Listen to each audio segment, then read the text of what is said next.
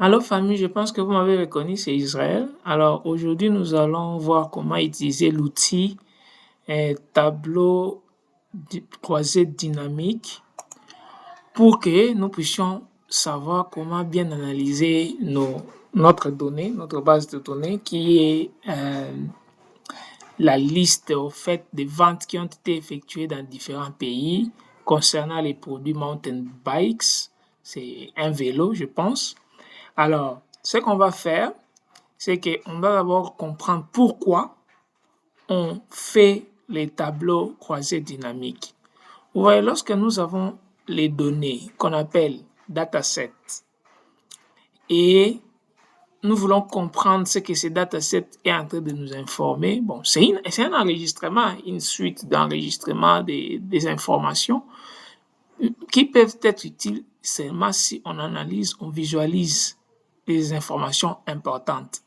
Alors, pour ce faire, nous allons faire les tableaux croisés dynamiques, donc mettre un peu en valeur ou en évidence les colonnes, voilà, les colonnes ou les variables, voire même les valables, les valeurs, pardon, qui sont importantes, qui peuvent nous informer.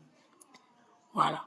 Alors, pour ce faire, nous allons faire notre tableau dynamique à partir de, voilà, on va cliquer ici, on dit à partir d'un tableau, et puis comme déjà nouvelle feuille, il faudrait que ça soit dans une nouvelle feuille, on clique OK, nous sommes dans Excel, et ici nous allons sélectionner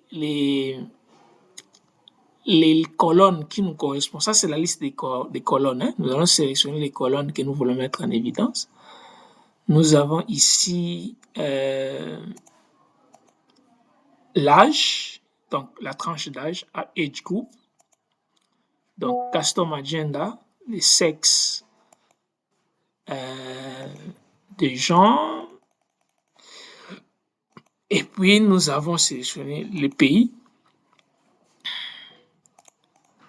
Ensuite, nous allons sélectionner la quantité, donc la quantité des ventes par pays, selon les tranches d'âge, selon les sexes.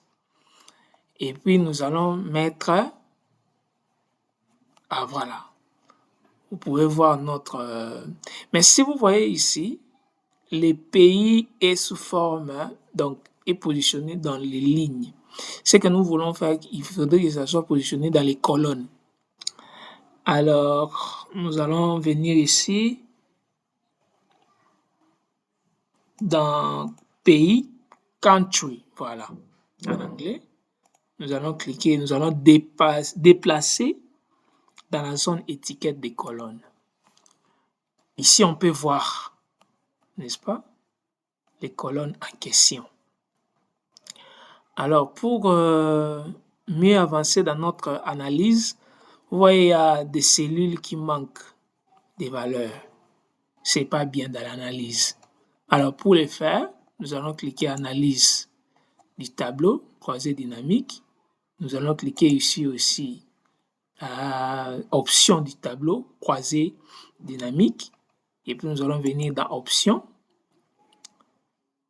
Ici, pour les cellules vides affichées, on va mettre 0. Ça va afficher les cellules, ça va mettre 0 là où il n'y a pas de valeur. Voilà, ce qui va nous faciliter la tâche. Vous voyez, là où il n'y a pas de valeur, ça a mis 0, 0, 0, 0. OK. Maintenant, on va devoir visualiser. Alors, pour visualiser notre tableau, nous pouvons utiliser insérer une graphique.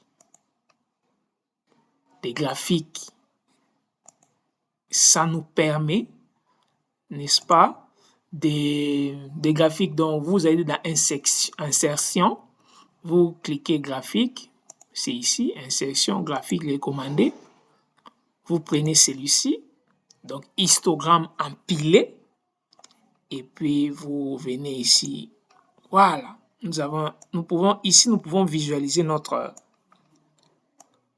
nos informations. À partir d'ici, nous voyons que les vélos sont achetés beaucoup plus par les adultes de 35 à 65 ans et beaucoup plus, ce sont les femmes, donc les dames, qui achètent ces vélos. Et nous avons aussi, bon, si on constate bien dans toutes les catégories, dans toutes les classes d'âge, c'est les personnes féminines qui achètent beaucoup de vélos. Ça permet de voir là où il faut concentrer des efforts de marketing.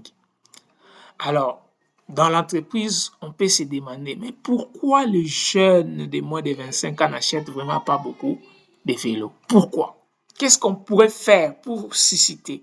Est-ce que c'est les pouvoirs d'achat? On peut dire aussi, pourquoi les hommes n'achètent pas les vélos beaucoup? Voilà.